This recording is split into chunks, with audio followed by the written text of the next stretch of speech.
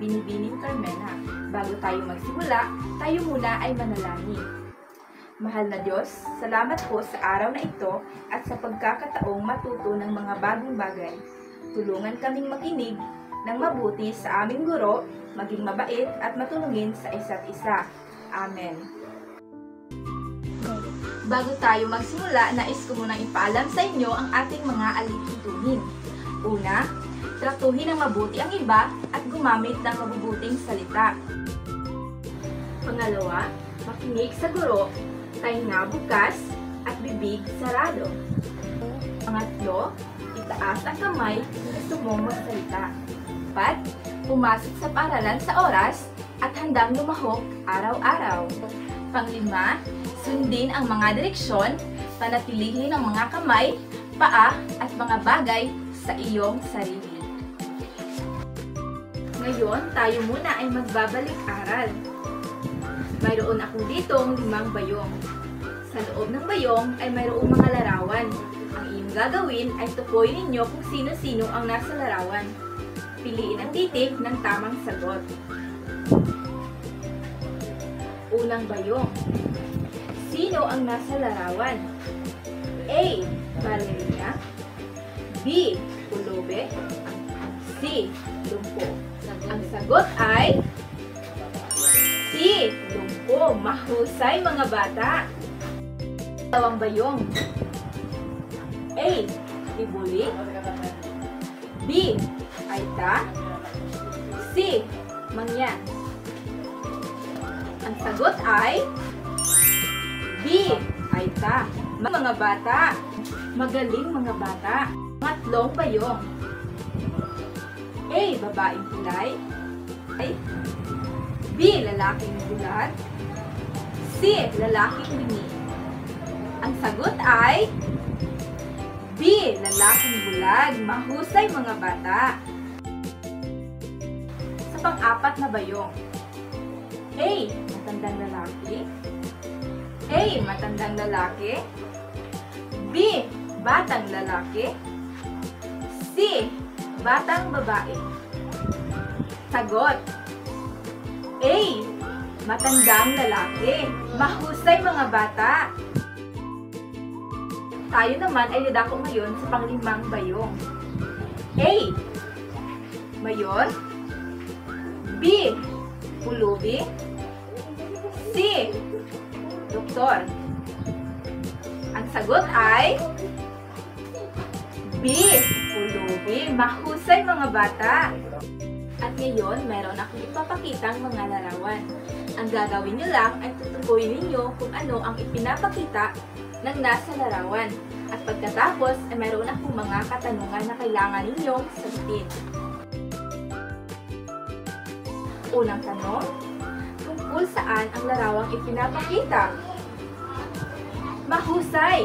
Ang larawang ipinapakita ay nagpapakita ng pagiging magalang. Pangalawang tanong, kayo ba ay tulad ng pamilyang ito na magalang sa matatanda? Mahusay!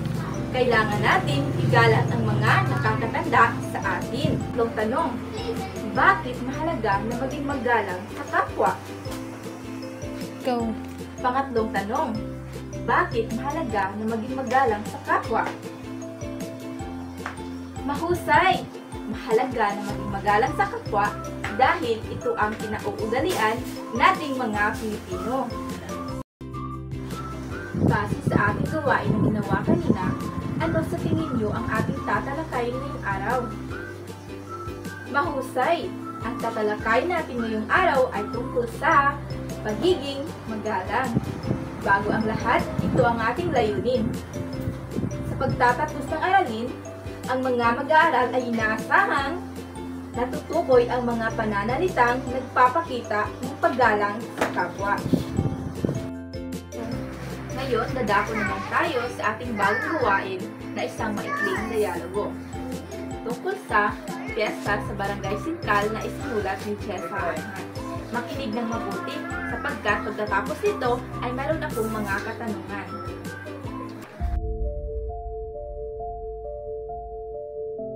Sa gitna ng masayang selebrasyon, ng piyesta sa Barangay Sentral, isang araw na puno ng sigla at pagkakaisa, binisita ng mag-inang Aling May at ng kanyang anak na si Reka ang bagong lipat na pamilya sa kanilang barangay. Tao po, magandang tanghali po, maligayang piyesta sa iyo. Ako si May at ito naman ang anak kong si Reka.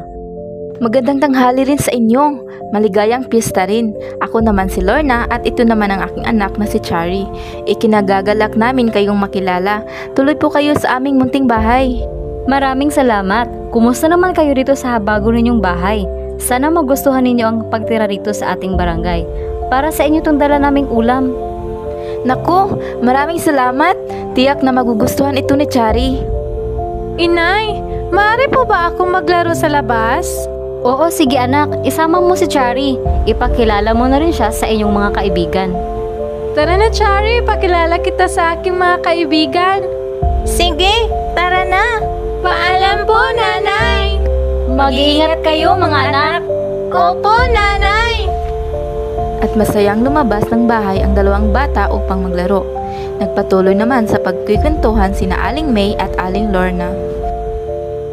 Unang tanong, ano ang inyong nalalaman sa piyesta sa Barangay Sentral ang mag-inang Lorna at Chari?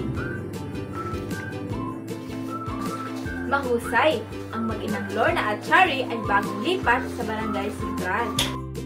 Sa pangalawang tanong naman, ano-ano ang mga magagalang na pananalita na inyong naririnig sa maikling dialogo? Magbigay ng tatlo. Tama! Ang tatlong magagalang na pananalita ay magandang tanghali po, maraming salamat po, at paalam po, magaling mga bata. Pangatlong tanong, bakit mahalaga na gumamit tayo ng magalang na salita sa ating kapwa? Mahusay mga bata, mahalagang gumamit ng magalang na salita dahil ito ay nagpapakita ng magandang asal. Mahusay mga bata, tayo naman ay dadako sa pang-apat na tanong. Kung mayroon kayong bagong kapitbahay na matatanda na, paano mo ito pakikitunguhan gamit ang magalang na pananalita? Mahusay mga bata, gumamit ng po at opo, magaling! Magaling dahil alam niyo na ang paksa natin ngayong araw. Ngayon, tatalakayin ko ang pagiging magalang. Ano ba ang pagiging magalang? Ang pagiging magalang ay isang pangunahing halaga sa kulturang Pilipino na nagbibigay diin sa kagandahang loob at sa pagsaalang-alang sa iba. Mahalaga ang pagiging magalang dahil kung ang bata ay magalang, ito ay magpapakita ng magandang asal sa kanyang kapwa. Ito ang ilan sa mga halimbawa ng pagiging magalang. Jacob, pupunta ka ba sa tindahan? Apa, bibili po ako ng suka at asin. Anong magagalang na salita ang kanilang ginamit? Mahusay, sila ay gumagamit ng po at opo. Sa pangalawang larawan naman, Masaya ka ba po sa pamamasyal? Opo, Lola. Maraming salamat po. anong magagalang na salita ang kanilang ginamit? Mahusay mga bata, sila ay gumagamit ng maraming salamat po. Sa pangatlo, Magandang umaga po, Binibining Pearl. Magandang umaga din sa iyo, Aaron. magaling! Sila ay gumagamit ng magagalang na salita na magandang umaga. Sa pang-apat naman, ano ang magagalang na salita ang kanilang ginamit? Magandang tanghali po, Lolo. Magandang tanghali din sa iyo, Apo. Magaling mga bata, sila ay gumagamit ng magandang tanghali. Sa panglima, Magandang gabi, Mare. Magandang gabi, Marites. Magandang gabi rin po sa inyo. ano naman ang kanilang magagalang na salita na ginagamit sa dialogo? Magaling mga bata, sila ay gumagamit ng magandang gabi. At sa pang-anim naman, Paalam po, inay. Paalam at mag-ingat ka rin. Paalam, mag-iingat kayo. magaling, sila ay gumagamit ng paalam po. At sa pang-pito, Kamusta po kayo? Okay lang po kami. Okay lang, Binibining Tessa. mahusay mga bata, sila ay gumagamit ng kamusta po kayo. At sa pang-walo naman, Tuloy po kayo, Lola. Salamat, Apo. Magaling! Sila ay gumagamit ng tuloy po kayo. Bakit ngayon ka lang, Ana? Ipagpaumanhin po, Binibining Kim. At sa pang-siyam, mahusay mga bata, sila ay gumagamit ng ipagpaumanhin po. Paano po, Lola? Mano po, Lolo. At panghuli, magaling, sila ay gumagamit ng mano po, Lola at Lolo. Magaling mga bata, at dahil ngayong araw, dahil naiintindihan niyo na ang ating talakayan, bigyan niyo ang inyong mga sarili ng 5 palakpak. 1, 2, 3, 4.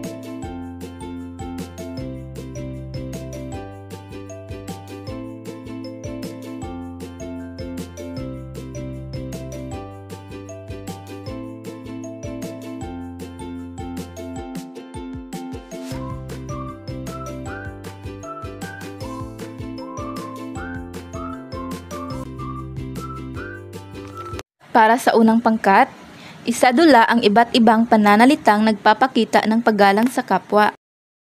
Sa ikalawang pangkat naman, basahin ang mga magalang na pananalita na nakasulat sa bawat piraso ng puzzle. Sa bawat bilang, isulat ang magalang na pananalita na tutugma sa kaparihong hugis. Pagkatapos makumpleto ang puzzle, sasagutin ang 2 tanong na may kaugnayan sa kanilang aktibidad. Ano ang inyong natutunan sa aktibidad na ito tungkol sa paggamit ng mga magagalang na pananalita? Pangalawa, paano nyo magagamit ang mga naturunang magalang na pananalita sa iyong pang-araw-araw na buhay? Magbigay ng 2 halimbawa. Ikatatlong pangkat, ano ang angkop na magalang na pananalita ang gamitin mo sa bawat sitwasyon? Piliin ang hugis ng tamang sagot mula sa kahon at iguhit at isulat sa sagutang papel ang angkop na magalang na pananalita. Hugis ang tamang sagot mula sa kahon at iguhit at isulat sa sagutang papel ang angkop na magagalang na pananalita.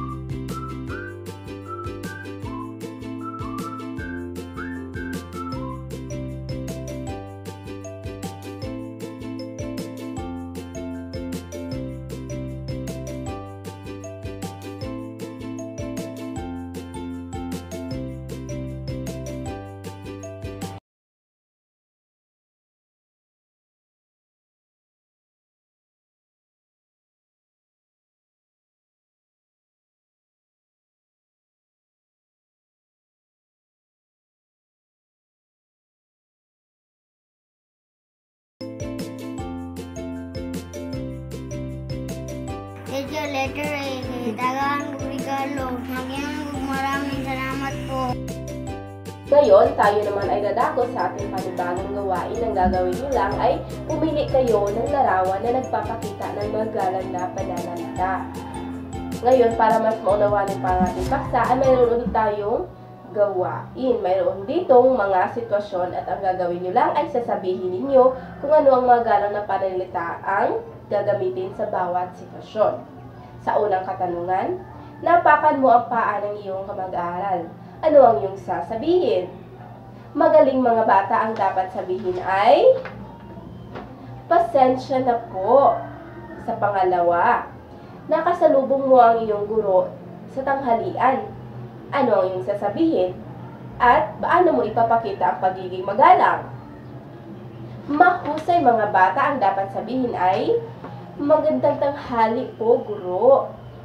Pangatlo, nag-uusap ang iyong nanay at tiyahin. Gusto mo sanang dumaan. Ano ang iyong sasabihin? Magaling mga bata, ang dapat sabihin ay nakikiraan po. Ngayon dadako tayo sa ating mga katanungan. Ano ang natutunan mo tungkol sa paggamit ng pagiging magalang na pananalita? Magaling. Dapat tayong gumamit ng magalang na pananalita sa nakakatanda sa atin. Magaling mga bata. Pangalawang katanungan, paano mo maipapakita ang pagiging magalang sa iba? Mahusay mga bata, sa paggamit ng po at opo ay naipapakita natin na tayo ay magalang sa ating kapwa at sa ibang tao. Pangatlong katanungan, ano ang ilang halimbawa ng pagiging magalang? Magaling mga bata, ang halimbawa ng pagiging magalang na pananalita ay una, po at opo, maraming salamat po, magandang umaga po, magandang tanghali po, magandang gabi, paalam po, kamusta po kayo, tuloy po kayo, ipagpaumanhin po, mano po lola at lolo. Dahil naiintindihan nyo na, tayo naman ngayon ay dadako sa ating pagtataya. Narito ang panuto. Basahin ang sumusunod na pangungusap. Isulat sa patlang ang check kung ang pangungusap ay nagpapakita ng paggalang sa kapwa at ekes naman kung hindi. Sa unang bilang, hoy, ano ba yan? Ano sa tingin nyo ang sagot dito? Magaling mga bata, ang sagot ay ekes. Sa pangalawa, magandang umaga po, lola. Ang sagot ay check. Magaling mga bata. Pangatlo, pwede po bang humirap ng lapis? Ang sagot ay magaling mga bata. Check. Pang-apat, tanga ka naman. Ano ang sagot? Magaling mga bata, ito ay ekes. Panglima, makikiraan po. Saan po ang CR? Ano ang sagot? Magaling mga bata, ito ay check. Ngayon tayo naman ay dadako sa ating takdang aralin. Narito ang panuto. Basahin ang mga sumusunod na sitwasyon. Isulat ang magalang na pananalitang maaari mong gamitin sa bawat sitwasyon. Maraming salamat mga bata. Sana marami kayong natutunan sa aralin na ito. Paalam!